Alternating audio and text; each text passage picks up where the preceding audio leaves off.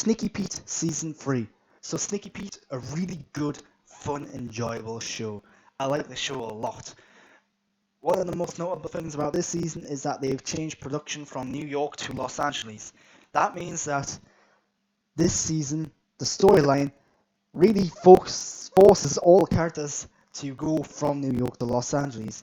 And you can tell that they're doing that. They've done a pretty good job of it, actually, by getting all the characters to essentially cross the country. I'm not going to go into the storyline too much because there are twists and turns, there are surprises and big reveals in this. It's just the type of show that it is. But it does a good job of giving you all these moments that make sense to the characters while also being surprising and shocking. And one of the annoying things about Sneaky Pete is that because there are so many twists and turns, because there are so many secrets being kept by certain characters, it's really hard to keep track of them all. So when the season starts, it's difficult to get right back into the loop of like, right, this character knows this character knows that, but then there's the surprise that, yeah, it can be hard to get right into things again, but it does work out nicely.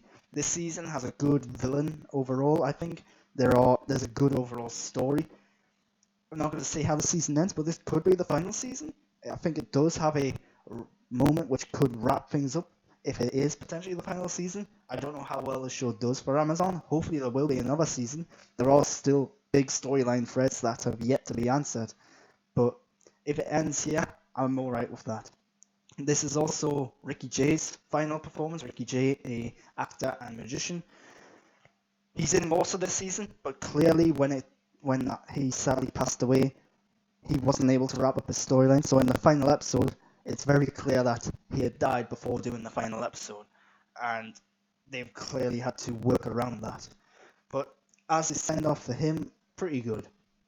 But really good acting, really interesting, fascinating characters, a good overall storyline, a good mystery this season, which is all to do with three of the characters' mother potentially still being alive, despite the fact she's supposed to be dead for like 12 years. So, yeah, the whole premise of the show is just really interesting from the word go. And yeah, lots of twists and turns, lots of surprises. I really recommend this. It's just a good, fun show.